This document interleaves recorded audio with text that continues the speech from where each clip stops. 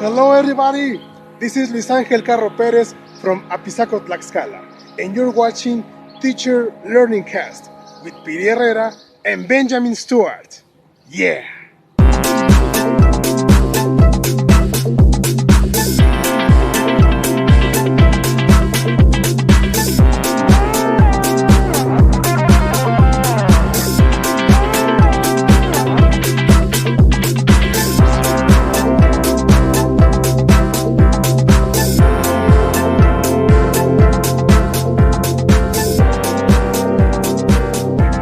Hello everyone, and welcome to Teacher Learning Cast, episode number 15, this day, June 15th, 2018. My name is Benjamin Stewart, calling from beautiful Aguascalientes, Mexico.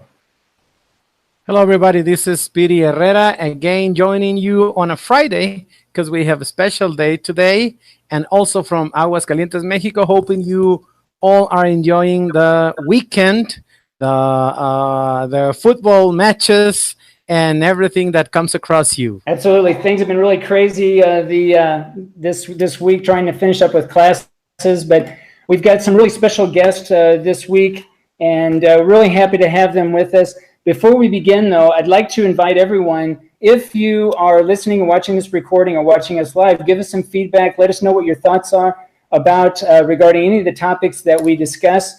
We're always looking for teachers, educators, administrators interested in education to share share their experiences, to feel free to join us in these live broadcasts. We broadcast every week, and we're really happy this week to have some guests to talk about teacher development, specifically here in Aguascalientes. We have really a great opportunity to find out what it takes really to put on a successful teacher conference here locally.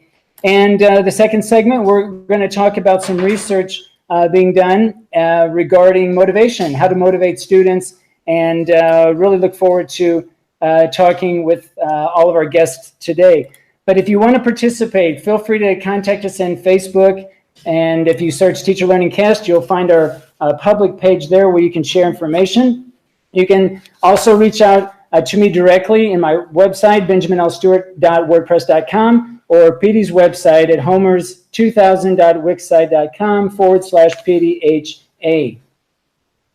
Yes, I'm really glad that we change once in a while from the routine of doing the transmission on Saturday, and it's very exciting to have guests here with us at the show.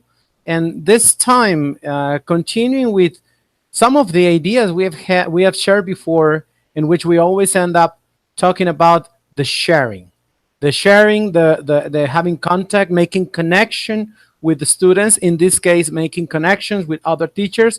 And I think this is a good opportunity to reinforce that thought, sharing and connecting. Absolutely. Sharing and connecting, I think, was kind of a tie that really links all of our past videos. We've talked in the past, I think last week, we focused on output-driven hypothesis, where we looked at different types of hypothesis of learning. We've talked about performance tasks. We've discussed pre-service English language teacher experiences as they get into their first semester of simulated classes, teacher aids. We have a lot of content available, so feel free to contact us and reach out and find those videos. And this video as well, it will be adding to our archive, and so that other people can benefit as well. So I'd like to go ahead and get started, and if we could, I would like if you wouldn't mind introducing yourself. Maybe we can start with Salvador, and maybe tell us a little bit about who you are and what you do. Okay, Benjamin, thank you for inviting us. Well, my name is Salvador Barrientos. I am the general coordinator here at Universidad Panamericana for the language department. What do I do? All kinds of things. Administrative, academic, events, whatever it comes to mind, we can do it. So basically, that's the idea. We do what it takes here in the language department. Hi, my name is Carla Salazar. I am an English teacher here at Universidad Panamericana, and focusing mainly on advanced English and TOEFL preparation. My name is Ruth Juarez. I'm a full-time teacher here, and I teach different levels. lately basic and intermediate levels. Hello, everyone. My name is Mario, and I've been working for this university for about 10 years, or a little more than that. And I teach English as well as Spanish for foreigners. Nice meeting you all. Thanks for inviting us. And my name is Peter Riley, and I also am a full-time teacher at a part-time teacher at the Universidad Panamericana, and it's a pleasure to be here with you today. Great. Thank you, everyone, for those introductions. So let's get into the teacher conference. You know, I had the pleasure of attending this last conference back in May, the teacher conference at Universidad Panamericana.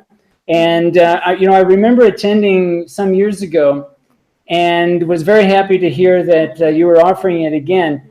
Can you talk a little bit about what the conference is about, maybe how it began, so many years ago, and anything else you'd like to share about what the objectives of the teacher conference are? Sure, Benjamin. Look, the conference dates back to 2003. Its name used to be Universidad Bonaterra Teachers Conference, because in those days we used to be Universidad Bonaterra. Then later, around 2009, we changed to Universidad Panamericana, and the name of the conference changed as well to UPTC.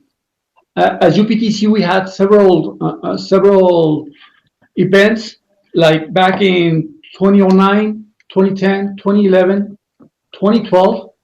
Then we jumped to 2014, and 2014 was the last event we had. Then we went all the back to 2018. The idea was that when we prepared the conference, the objective was to gather teachers for teacher development and for teacher sharing. So we found out that talks and conferences were important. However, we found that sharing, networking among teachers was just as important as the conference themselves. So we took the time between 2012, 2014 and 2018 to have the conference again, because we were having little response on the side of teachers. So we had conferences with only a few people coming. So we said we weren't sure if we were to continue having these conferences. However, it turned out that this year we had a turnout about 170 people. We could hardly fit in the conference room. That was fantastic, but it was a challenge to attending so many people. As another special issue on this conference was that for the first time we had students studying their bachelor's in language teaching. We had students from Universidad del Retoño. We had students from Normal Superior de Aguascalientes. And I think this was pretty enriching for teachers as well as for the students themselves, because they managed to talk with experienced teachers from different institutions in Aguascalientes. Salvador, I guess you've been there since the very beginning of this event. And now that you're talking about the involvement of other universities and the background of it, was the thought in the first moment when you first planned the event for the first time, were you thinking about covering more people outside your own university? Yes, since the event started back in 2003, the idea was, and we did in fact invite people from other universities, other high schools, and we have had people even from universities outside the state, from Monterrey, Mexico City, Guadalajara. So yes, but the idea was to open this, to give it an open figure all the way from the beginning. So if I understand you right, it was different this last year, where you actually went out and found teachers, and I think you also had students, right? I think you had actually students that were preparing to be teachers. Is that right? That is correct. We had around 80 students preparing to be teachers from Normal Superior and Universidad del Retoño. Yeah, one thing that I really was surprised and glad to see is, I think in Peter's plenary, he started the event with a great talk, really energetic, and got everybody really going. But it was interesting to see from all the different schools that were being represented there. It was really, and not just in-service teachers, but pre-service teachers. And, you know, I thought, wow, that's something that you don't always see. You might see, you know, maybe one school or a few schools represented, but it was really good to see that, you know, that many schools represented. So that was by design, right? That was something that is that something that you're planning on doing in the future? In fact, it is. I don't know if here Mario would like to interact a little bit on how we visited each school. We went personally to some schools and invited them, and the result was fantastic. We usually did this before, however, the result was different this time. We gladly got results from these different coordinators. That was one of the good points we did, that we went to the places personally, talked to the coordinators, remind them how it was before, remind them, because some of them had been here in previous events of our conferences.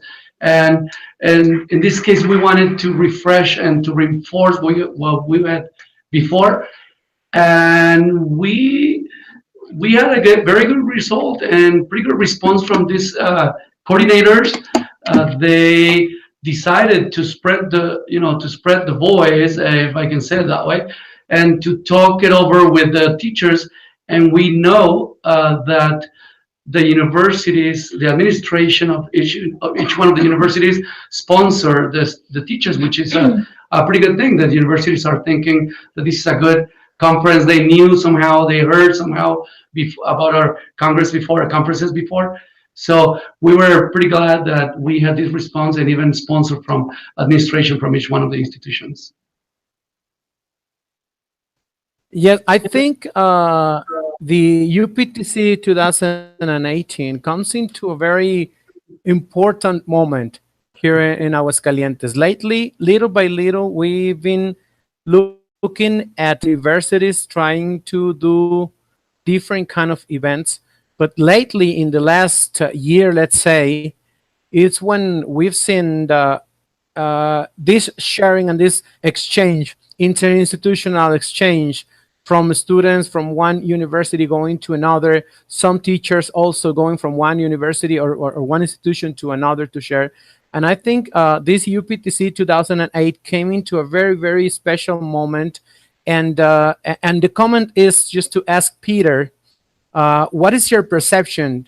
You were there as a plenarist, and you had the original view of the beginning of the event with all these people from different places, teachers and students this time.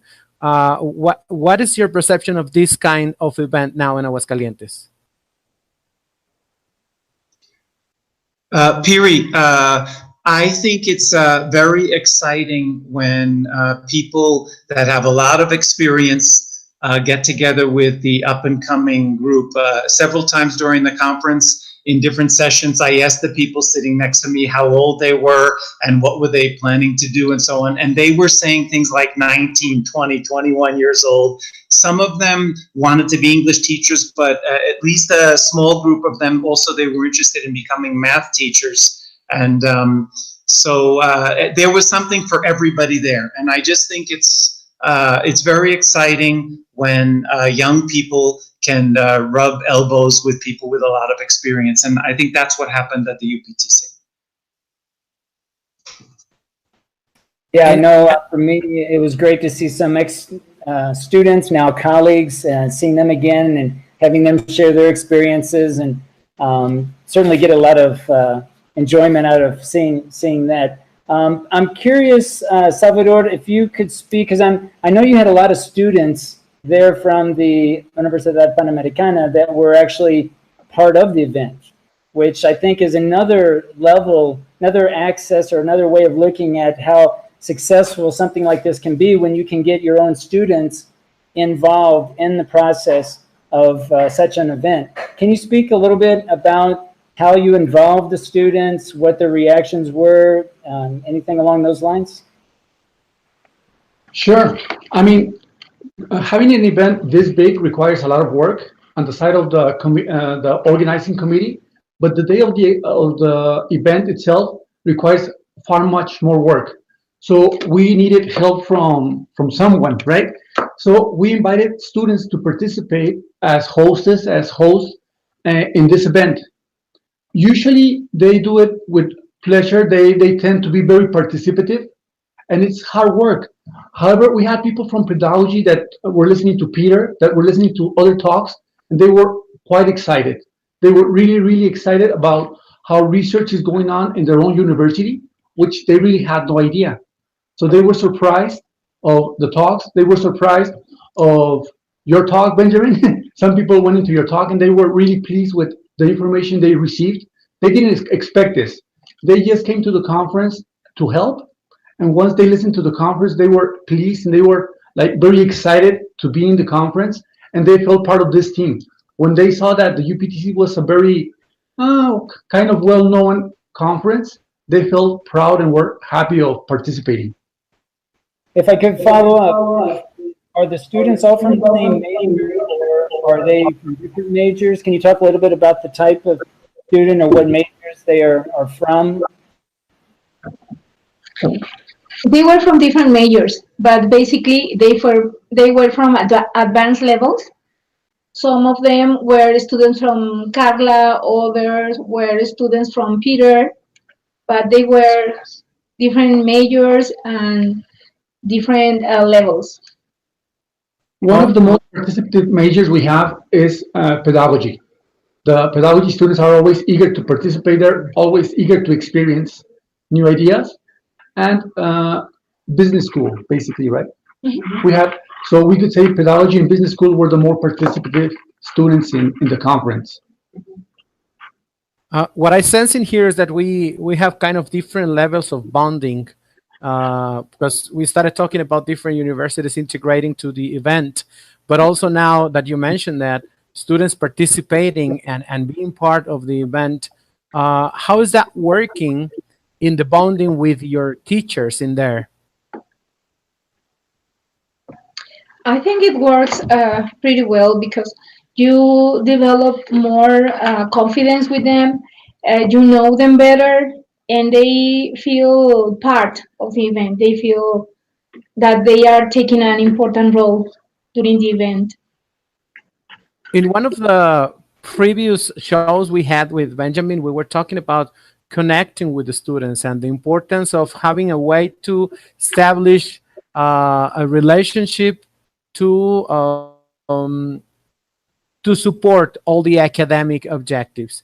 And I don't know, maybe Carla also as a teacher from the university, can you tell us how can you measure or determine this connection with the students in pro of the academic objectives in the subjects they have? Okay, thank you for the question, first of all.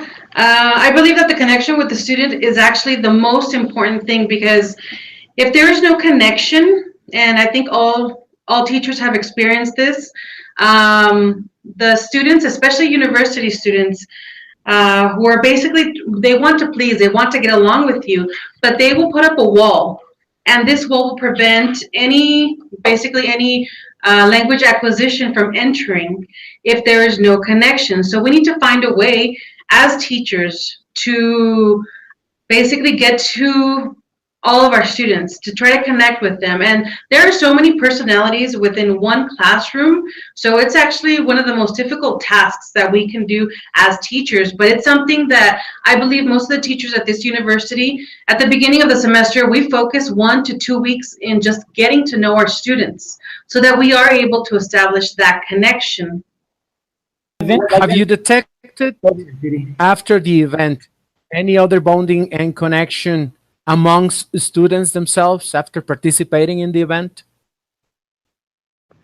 Definitely. I think it's human nature to help and to feel as though they were part of something big, and they saw the amount of people that were walking around, that attended the plenary, that went to the conferences, and they were guiding them. So I think they felt more comfortable with us. Definitely. Yeah, Peter, did you see, how do you agree with that? What's been your experience with your students, especially those who leading up to this event, they participate? How does it work after the event, and what kind of feedback do you get from your students from this experience? Well, as I was just listening to the comments by Ruth and Carla, Benjamin, I had a flashback, and I'm going back to about 1985, before some of the people at the table and the other screen were born. And my flashback was that from New York University, where I did my undergraduate work, we went to Cornell for a 4-day conference. It was on cognitive psychology. And I can tell you that one of the primary memories, the principal memories that I have of my undergraduate work was going there with a few other psychology students that were in the department. And I really hope when these kids are, these 19, 20, 20-year-olds, the students, there were about 80 students amongst the group, you know. I hope that they can look back 5, 10, 15 years ago when they are teachers and say, one of the things that I really took away from that semester was going to the Universidad Panamericana for that UPTC. I really hope that would happen, yeah. And there's no doubt, I think when there's a not only between the teachers, between the staff, but also from the staff to, there must have been, Ruth would tell us the exact number, but there were 14, 15, 16 students helping out, organizing everything. I mean, putting together the packets and putting together the bags with all the information, so on. When there's a common goal, it binds people together, you know, and that's what we had. We wanted to give a really good conference and show the best that we can offer through the language department. And that's what we did, teachers and students alike. So I guess that those are the things that come to my mind right now. That's great. We've talked a lot in the past about performance tasks and really trying to find those activities, those tests that really motivate and drive students to participate. And I think this is a really great example of that, where you can bring everybody together for one total performance that really draws and brings everyone together. I'm curious, Salvador, about now looking back after this year's event, how you evaluated. I know that you had some surveys that you asked all of the attendees to fill out after each of the talks, and I'm curious if that was helpful, without getting into the specifics of those responses. But do you feel that was enough information? How do you evaluate the event afterwards? And is it just based on those responses? If you could speak a little bit to that. Yes, as you mentioned, we had evaluations after the plenary speakers. We had evaluations after the talks. And I'm glad to say, not because it's a live show, but we had pretty good responses. In general, we had pretty good responses. Peter was one of the champions in our grades. He had a very high grade. I won't say the number, so he doesn't feel like too happy, like showing off. But yeah, he was one of our champs. In general, yes. I mean, we have to start like from very analytical numbers. So we consider the evaluations themselves as a number, as a grade. However, we had the chance to talk to teachers we know very well, and they are not afraid to say what they really think. And we had pretty good feedback as well.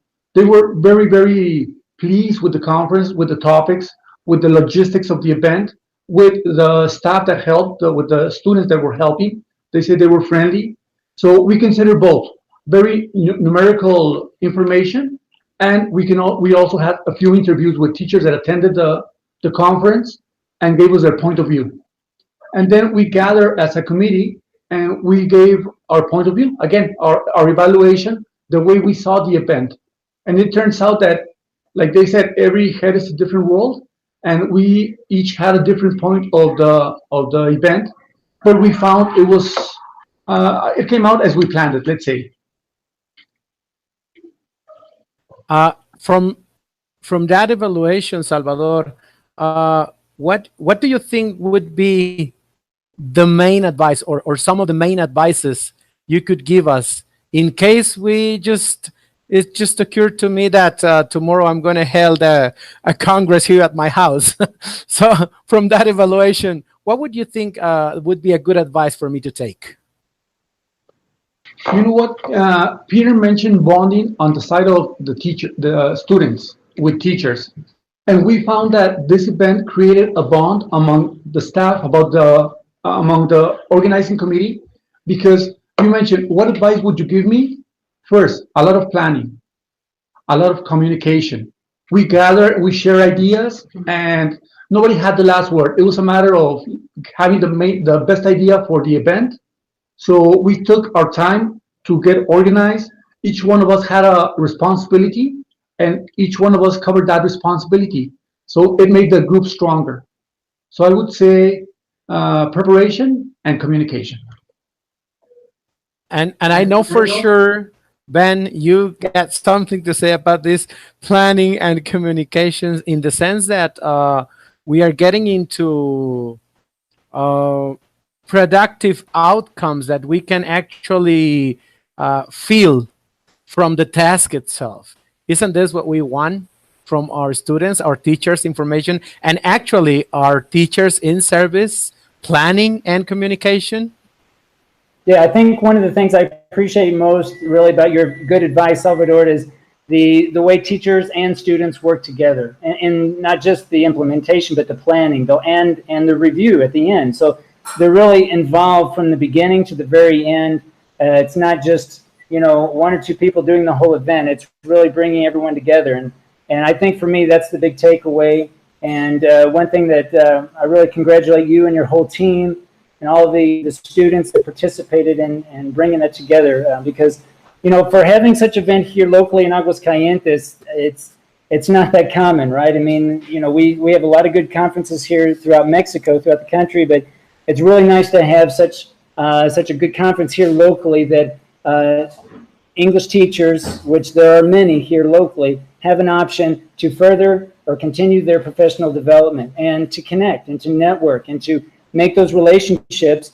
Even though we have technology where some may argue, was why do we even need to go to a face-to-face conference? We can just go online, right?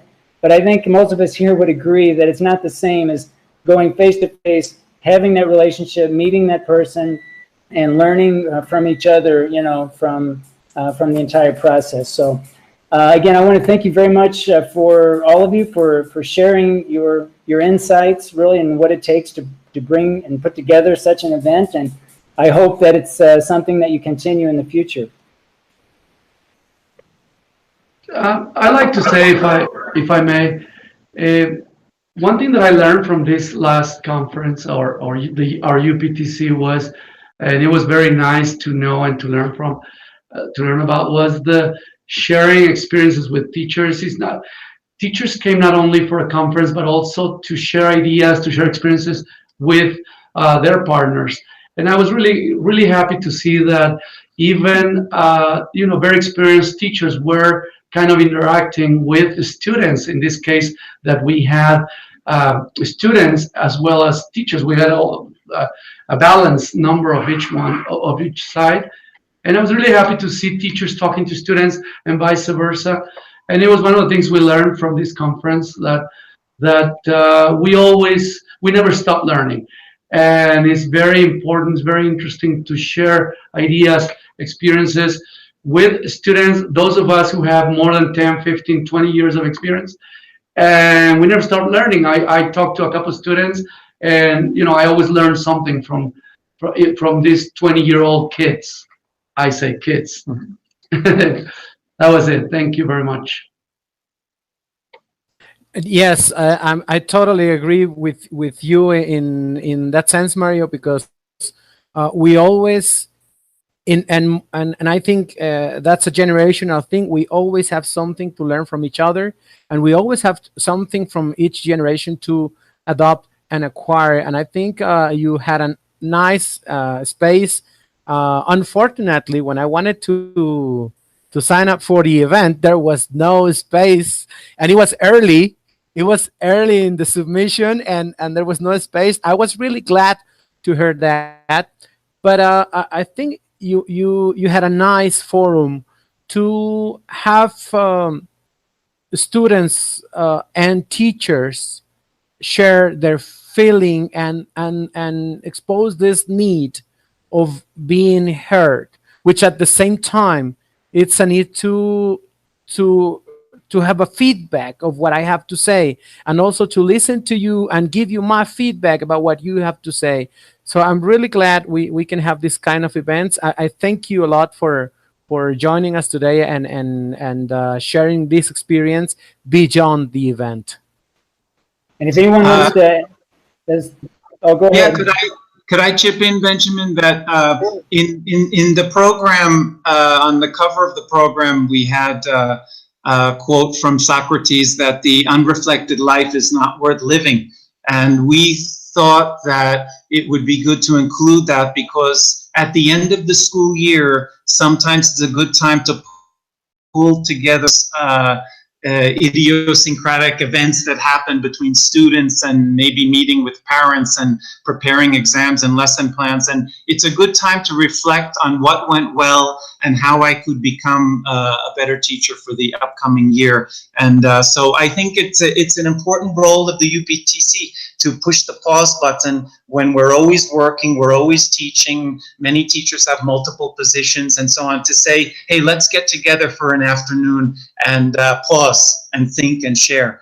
The other thing that comes to mind as I was listening to what Mario said, and also Carl, about making connections, is that, right now it seems that research suggests that about half the teachers in the world are reporting some level of burnout, that having 2 or 3 jobs and nowhere is teaching really well paid anywhere in the world, right?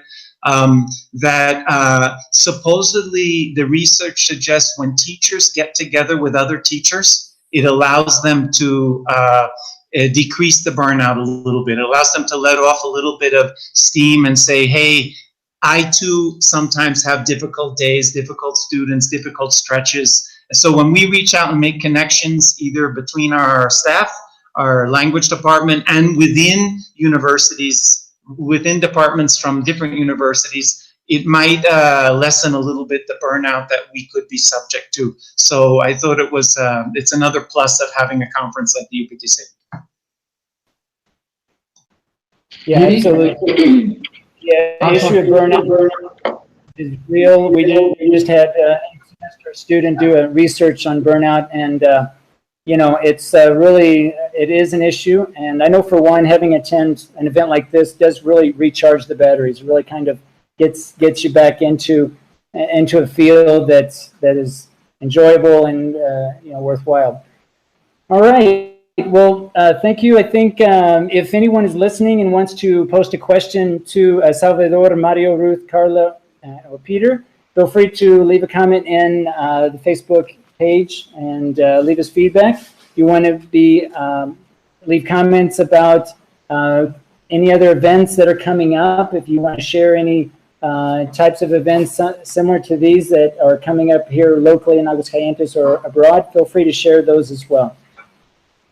Okay, I think we'll move on now to our second segment. And Peter was nice enough to share in his plenary at the UPTC 2018 his research on the music model. And I think, Peter, could you kind of give us kind of a backdrop into maybe how the research emerged, the purpose of the research, and what kind of problem that you were addressing by doing such research? Sure, of course I would. This came up about a year ago. I was searching the internet on wondering how we could motivate Generation Z. And those of us that have read something about Generation Y and Z, we find that there are certain characteristics that make them a real challenge to teach. For example, the number one thing, and in the plenary, I asked people to work with the person next to them and to talk about 2 or 3 adjectives or words or phrases that they would use to describe Generation Z. And they came up with things like they're so immersed in technology and they oftentimes seem more motivated by what their friends say rather than the authority figure, for example, in this case, the teacher. And also, sometimes the attention span is more limited today, considering, for example, Google has analyzed that the average time that somebody who's 15 to 20 years old spends on a website is about 8 seconds before they switch to another page. And some teachers commented, they were commenting in pairs during the plenary, that this makes it a challenge because, for example, if we prepare a 10-minute activity for students to do in our 50-minute class or 60-minute class, then imagine if they're accustomed to 8-second stimulation from one web page, and we ask them to do one activity for 10 minutes. So 8 goes into 10 minutes about 60 times. So that would put students to feel in a position of, wow, this is really drawn out, this activity. And they, you know, they're accustomed to moving on to the next thing right away, not going. This makes it very challenging to work with Generation Z, because it almost seems like whatever we do, it's not enough for them. They want to move on to the next thing, or they just want to finish and they want to get back into their own self-indulgent behavior. So about a year ago, thinking about the challenge of working with Gen Z, I went online and I came across a professor whose name is Dr. Brett Jones, and he is at the University of Virginia. And he has been, for the last 9 years, promoting something called the music model. So our department's response over the spring semester was to take some of his ideas from the music model and incorporate them into our department. And this worked its way into a research study where we had 268 students participate, half of whom received approximately 5 strategies, teacher strategies, and half participated in a control group.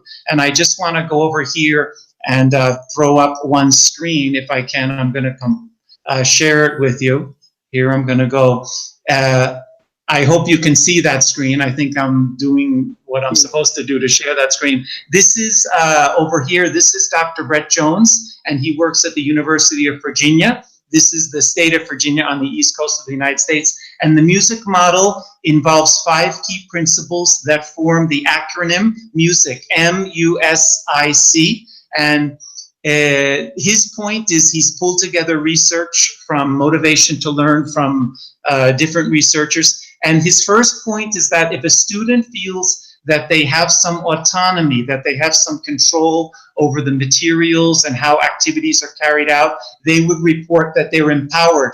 If they believe that English is useful, that contributes to motivation. If they believe they can be successful, also it increases student motivation.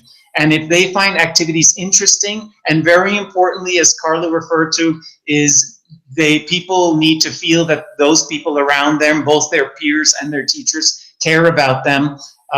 These all work together to increase student motivation to learn. And his point is that when motivation increases, some important things come into play that are going to raise student learning and therefore performance. For example, if these 5 things are in play in the classroom, then a student reports they're motivated, and therefore they are more likely to use higher level learning strategies. So some of us who have gray hair and who are bald, like myself, we remember somebody named Rebecca Oxford, who wrote language learning strategies way back in 1990. And she said that there are some very basic learning strategies, such as memorization, rote learning, and there are very advanced learning strategies that are, for example, being creative, developing a rubric on whether what I create in class is effective or not,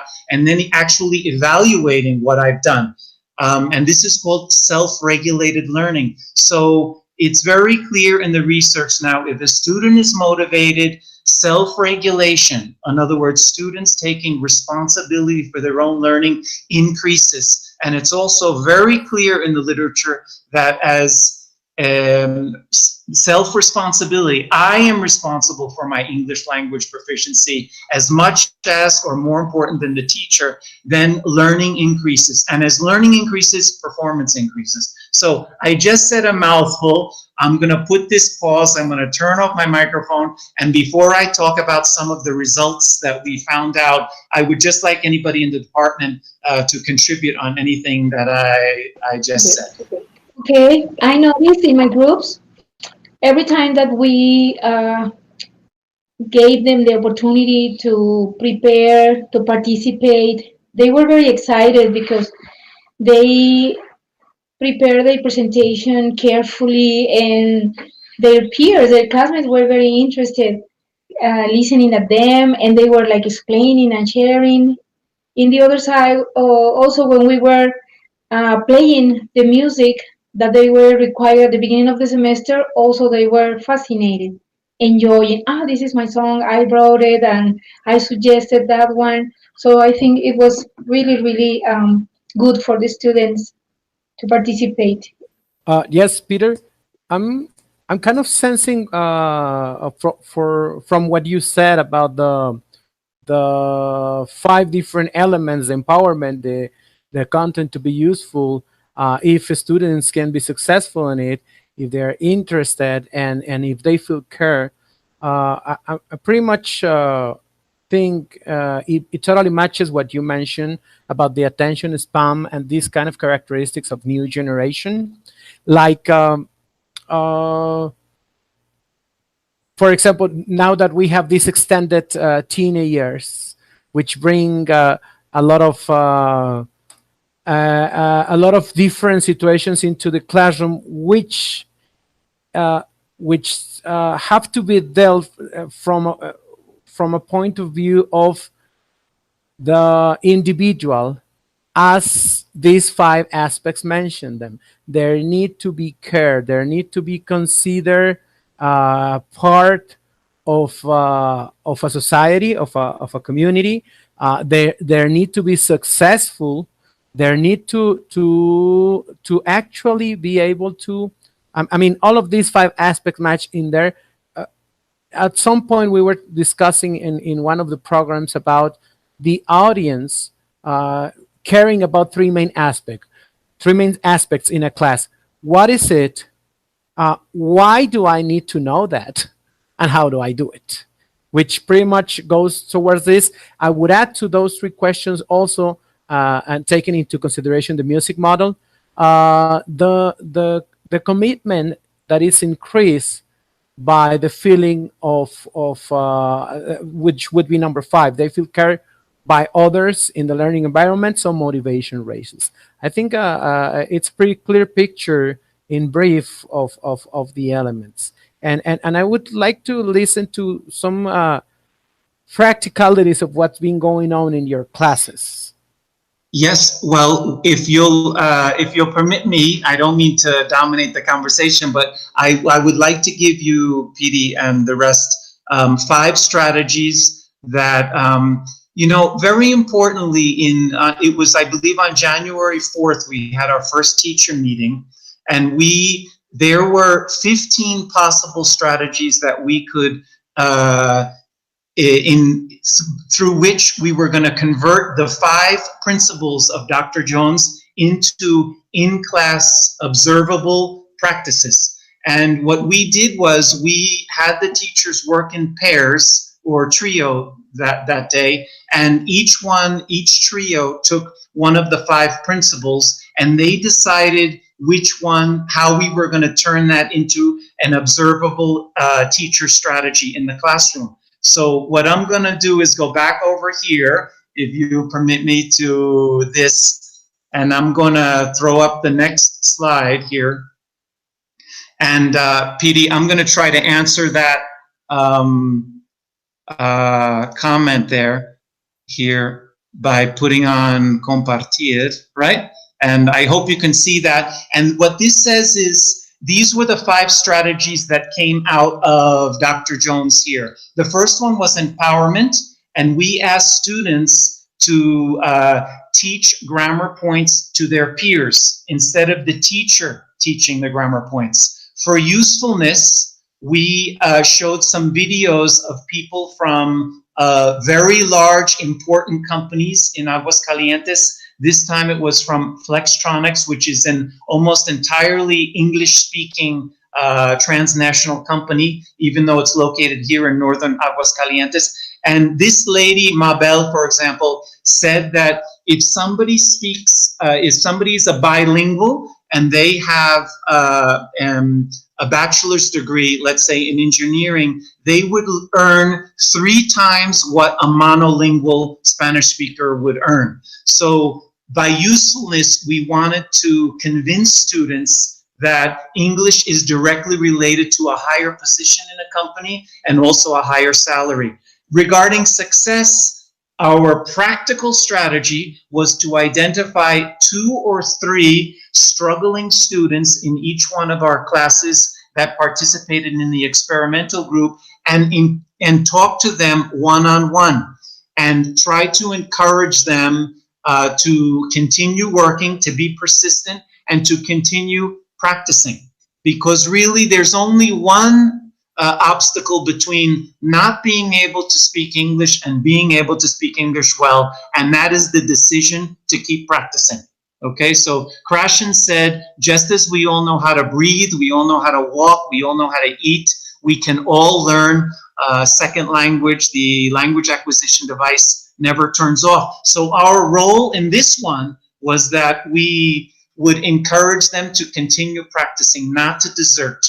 The 4th strategy had to do with interest. As Ruth just mentioned, we asked students to send us the lyrics of their favorite song, and at the beginning of each class, or maybe 3 or 4 times a week, we would ask the students to, we would ask them, they would direct their attention to the screen, and we would project the lyrics of one of the students' songs, and of course play it, and then they would jot down in their notebook these missing words. That's how we try to raise the interest, because the songs played were generated by the students, not by the teacher. And finally, to show that we were caring, in that meeting on January 4th, the teachers proposed that we create a feedback form on which the students could write, and you can see down here what they liked and what they don't like about the course. And also at the bottom, there was an open-ended space for any comment that they wanted to make. So this is how we receive feedback, and then we would get back to students on how we would try our best. Of course, the course is defined by materials and objectives, etc. It's not just totally up to the students, but we would try to include student comments to give some backwash on how our courses are going. So with that, again, I'm going to turn off my screen and go back, and perhaps some of the teachers that tried some of these strategies could offer some personal anecdotes. Okay, after trying these strategies, it was, I specifically liked the one about caring, about motivating them, because when students feel that their teacher is in fact motivating, that the teacher cares for them and wants them to prosper, they, for that same reason, are motivated to go to class. As we know, in the university, it is difficult for them to actually even attend class. So they're not only motivated to attend class, but they actually do the work because they want to please us, because they know that we care for them and that we're there for them. So I think this is something that, this was a point that actually prospered in my specific classes, especially with my personality. I'm curious regarding the feedback form, how often you applied it, and what was surprising about that you didn't anticipate, and how did you take that feedback? If you could talk a little bit about Carla and anyone else who wants to add, but I'm really curious about how that feedback form was applied and your reaction or opinion. Okay, this feedback was given to the students every 2 weeks. during the semester. Every 2 weeks, we were coming up with these formats, and in an anonymous way, they write down what they thought about the class. And were there moments when you received feedback that you changed or adapted your teaching, or was everything just confirming what you had been planning and implementing? Okay, we had two groups, one experimental group and other group in which we were not giving these formats. So everything we were giving it into Peter. We were handing into Peter without making changes yet. Well, actually, I can say that from my feedback, some of my feedback was homework. They weren't too fond of the homework, so I thought, okay, let's bring the homework into the classroom and see if I have the same results as I did when it was actually done in the home. So I actually did change a couple of things because of the feedback that I received. Yeah, I can see in here from the examples you were mentioning that we go back to Salvador's idea of planning and communication. What about the logistics for all of this? Well, once again, we usually have a meeting at the beginning of the semester where we set out our objectives. So in this first meeting, we talked to the teachers, to the whole staff, talking about this new project Peter had proposed. And in that same meeting, we Peter was very specific with dates, with specific tasks we had to do. So we shared the information again. We shared the plan. Peter communicated the way it had to be implemented.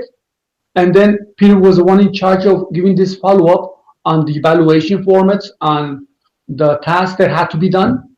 So, we have a very tiny teacher's room, and Peter managed to get everything in there and make teachers work perfectly. And you know what? The good advantage we have is that our teachers are very eager to participate. They are very hardworking, and I think Peter never got a "I forgot" or "Oh, sorry, I don't want to do it." We usually work in a smooth way, but based again on planning and communicating, I think. Hey, I want you to know that in past events, I learned something from one of my colleagues, Mario. He's sitting there to the left of that table. And when he had to organize different events, for example, one was like a cultural communications fair where each group represents a country. What Mario would do is he would plaster the teacher's room that looked like Christmas. Everywhere you turned, you would see another notice reminding us teachers what we had to do. So Benjamin, and Piry, I went into this knowing that every week I needed and actually taped to the center of the table. We have an oval table there in the center of the teacher's room where they all gather around between their classes and they sit, and that's where we celebrate birthdays and we get together and we have a cup of coffee between classes. And right in the middle of that, I would tape what teachers were responsible for that week. And I have to say, Benjamin, it was really amazing how teachers followed through on what we said at the beginning of the semester. It was really nice. So I think what I learned from Mario is with a little reminder, everybody, if the staff is professional, as it is at the UP in our language department, they are willing to do it. But if without that little reminder every week, it could be that we get overwhelmed with all sorts of details and we might forget, but that didn't happen during this course. So for the first 8 weeks of the semester, we carried out things very, very smoothly. Yeah, well, definitely it sounds like it's a commitment on everyone's part and takes everyone to contribute. I'm curious now looking back at this experience, and this is for you, Peter, and everyone else who was part of the study, that if you take each of those 5 elements, is there one more than any other that either was more challenging or just the results were more surprising? I'm looking at this article from Jones where he wrote, I think this was back in 2009, it's called Motivating Students to Engage in Learning. So this was the article that he published, I believe, that bringing forth this idea of the model, the music model.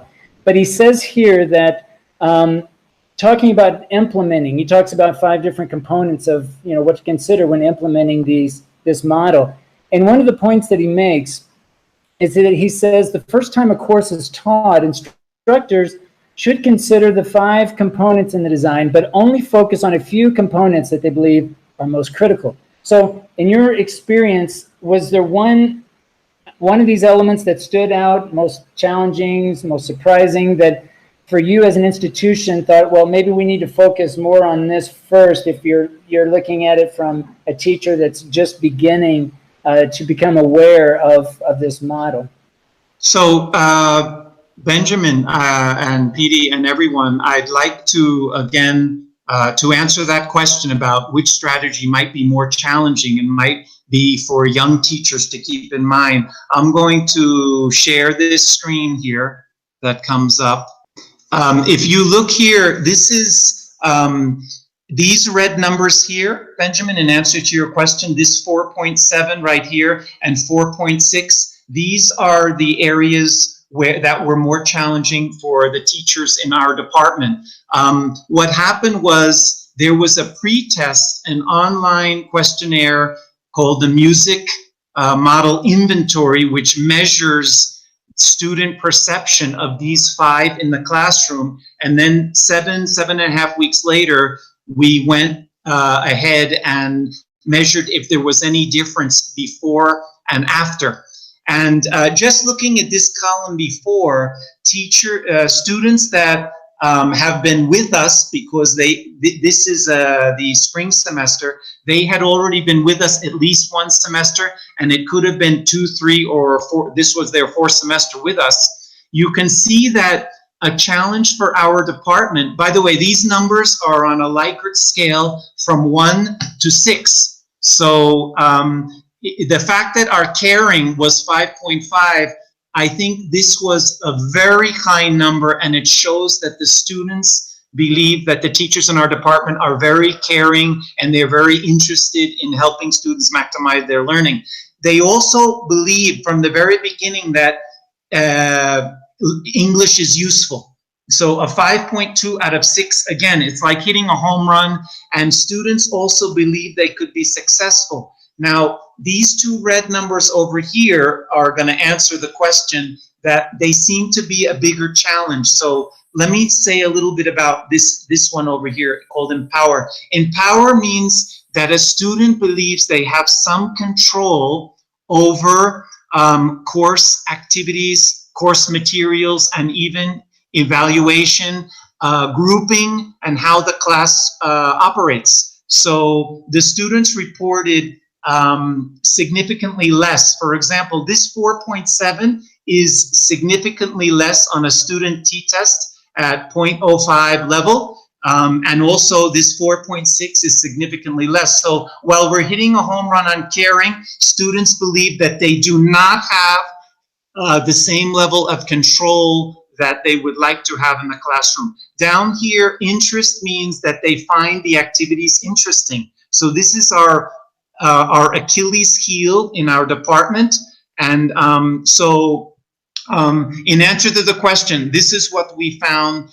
Curiously, looking at studies by Jones, Jones found that also empowerment was a low point for students in other courses, in courses from Iceland to China to the Middle East to the United States. Students do not feel they are empowered in different classes. Now, Jones, this is the first year that Jones is actually going to carry out a study including English as a foreign language student, foreign language learners. There has been no study during the first 9 years of the music model that looked into English as a foreign language. So this study actually was the first one.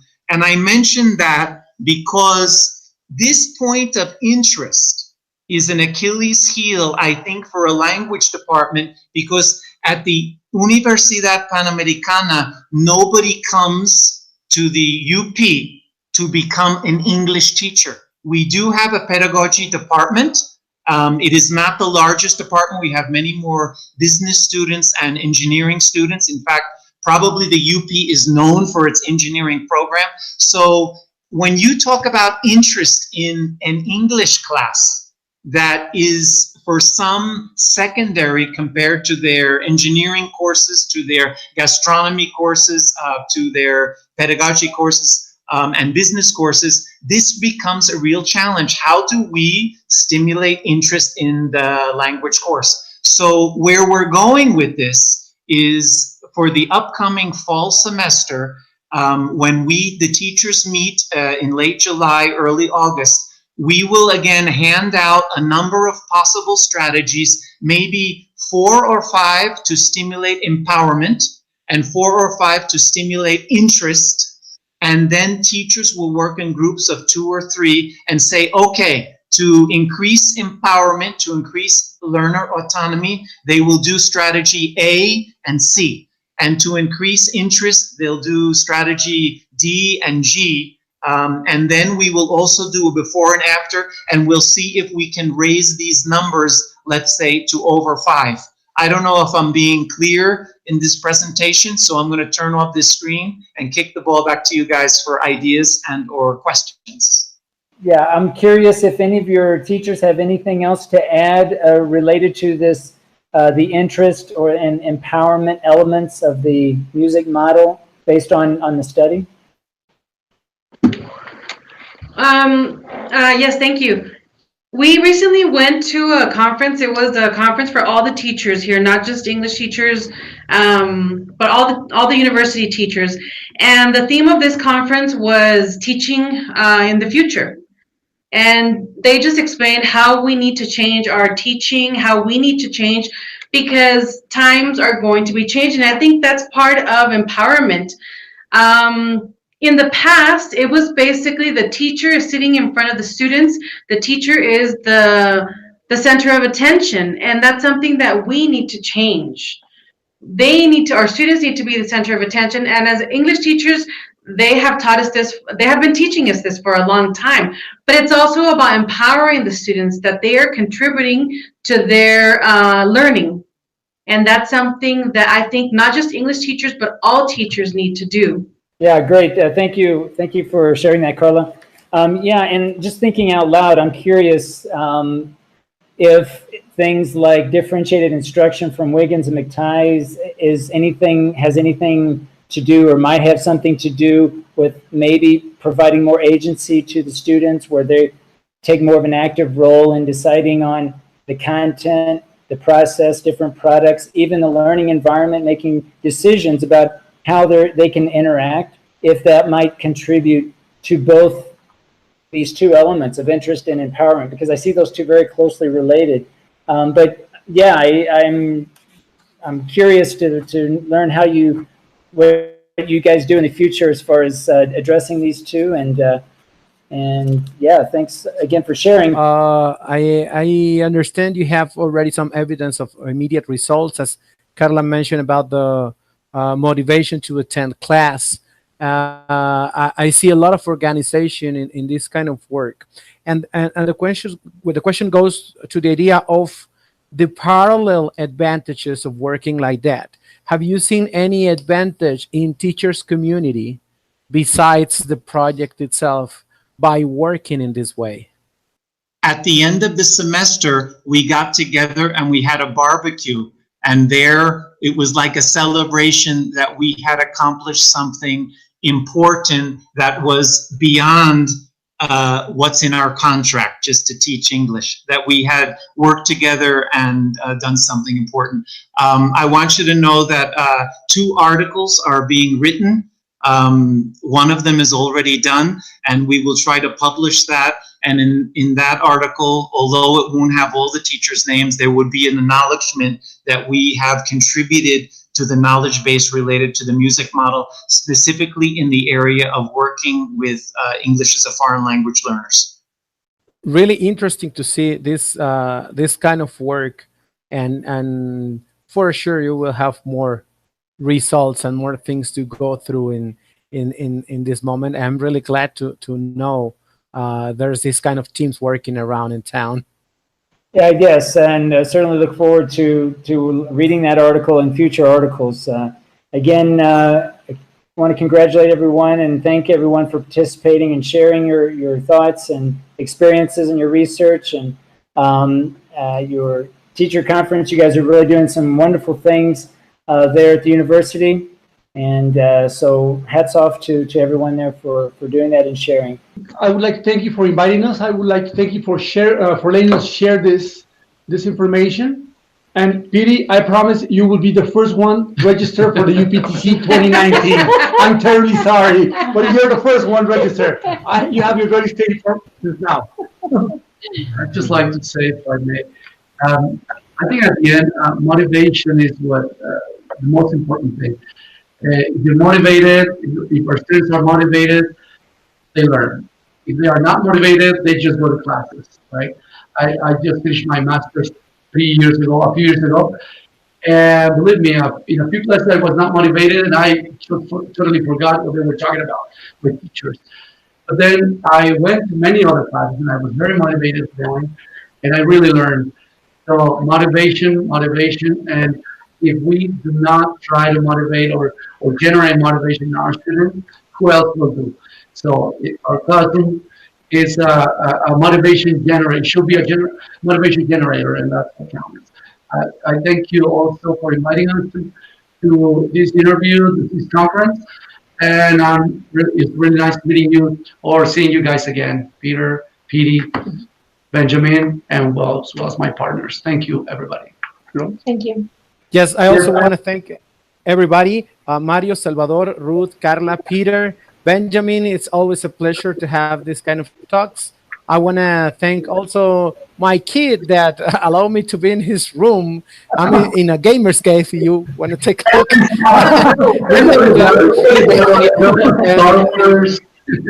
So, thank you, everybody. It's a nice experience sharing with you. Feel free to join to Teacher Learning Cast, to be with us individually or as a group again anytime you want. Thank you very much. Thank you. Thank you. Bye, everybody. Thank you, everyone.